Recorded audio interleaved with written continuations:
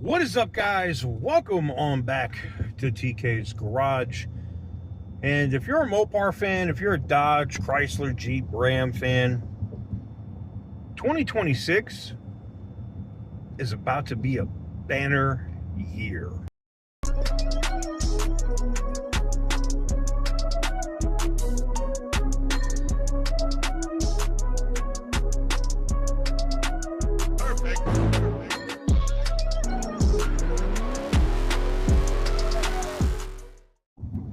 What is up, guys? Welcome on back to TK's Garage. I wanted to tap in with you before I get back to the hotel here and talk to you guys about 2026, if you're a Mopar fan, what it means.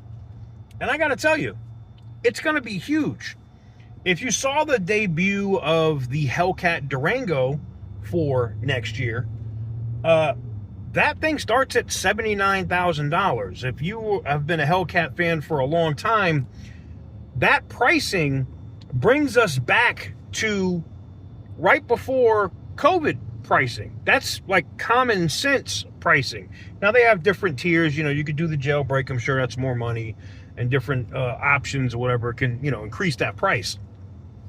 But having a $50,000 Durango, which is a 6.4 Scat Pack engine that they're calling the RT, is huge. And having a 5.7 that starts at $42,500 or whatever, $42,500 or $42,499, that's huge. All V8 power. And in 2026, you're going to see that across the board. I'm telling you now, you're going to have the Charger platform, probably another car, and I'm hoping that the Hemi Cuda is not a Charger with just a Hemi in it. But let's say even if it is, all right? Charger comes back, they call it a Cuda, they put a Hemi in it. And maybe the Hemi Cuda is, you know, a 6.4 liter engine, and the regular Charger gets a 5.7 and the Banshee gets a Hellcat engine. What I'm trying to tell you is, between the TRX, and it's going to start with the TRX in January, just boom, TRX, nuts hanging.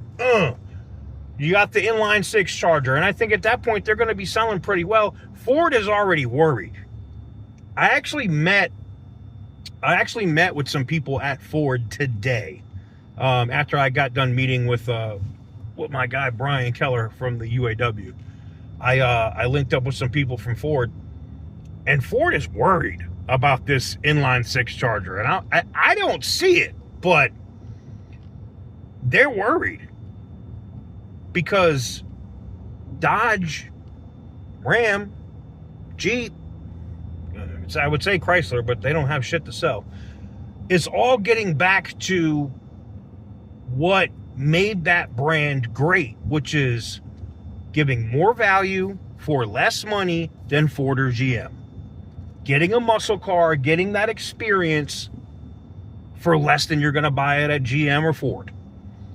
And the Charger does that with the inline six. I know, I've seen the videos, it sounds like shit, TK, it sounds like garbage.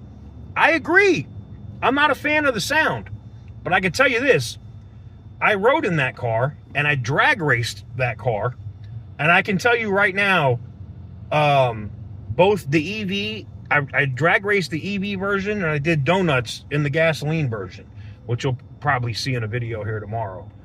But, oh my God, man, the weight distribution in that car, I'll put it like this. You guys know I've had multiple Challengers, never had a Charger, never had the 4-door car, all right? I've always had 2-door cars. And, I mean, unless it's an M5. But the Challenger, the weight distribution in that car, it still had some, I mean, you get used to it when you drive it, right? But I still had some body roll. But you get used to how the car feels once you own it for a little bit, right? This Charger, none. The weight distribution, the way that it holds, oh my God. And it was funny because Tim Kaniska's CEO of Ram is there, and he gets me in there to go do the thrill ride thing, right? And the guy comes in, and Tim's like, nope. And they're trying to tell Tim he's got a meeting to go to. I know what he's doing. He's trying to impress me with the car. cool. Like, I was impressed on the first go around with just the weight distribution, right? He says, run him back through. So he runs it, and the driver sends it hard the second time. He goes, you cool with me? Send it? Oh, send it. He sent it. And that thing, I'm telling you, like, full throttle in, just the weight distribution in the turns. Like, if you're looking, and that's what's crazy, it's all-wheel drive, but you can turn it into rear-wheel drive only with just a button. Boop. As a BMW guy as well, I'm used to that sound from the inline six. I've had 540s, 340s. So 740 with the B58.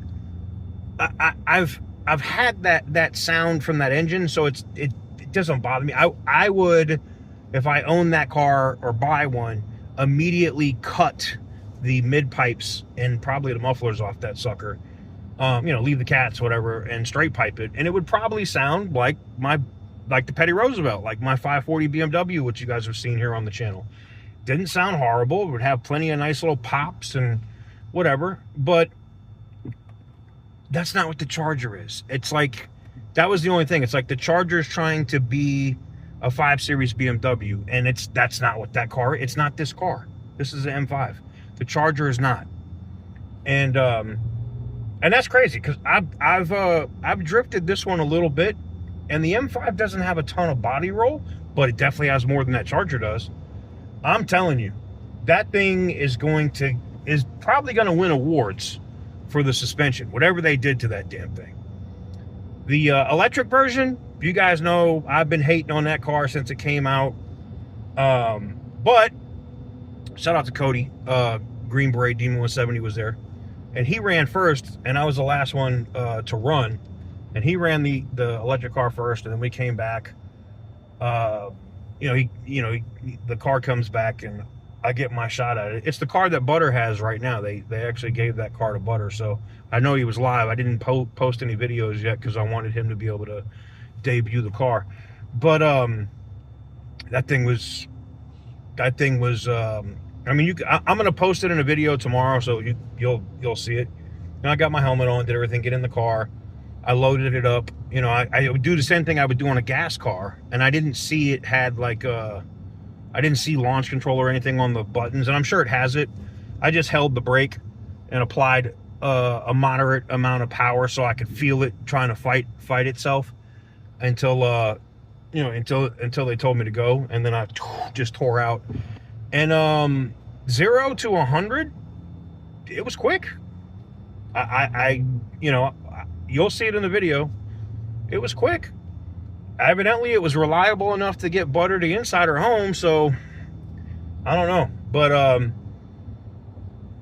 2026 is going to be a huge year if you're a Mopar fan. Mark my words.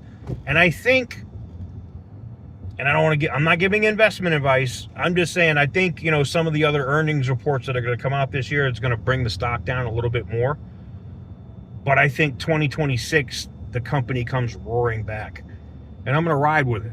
So I will disclose publicly when I buy the stock. I promise. I will say so.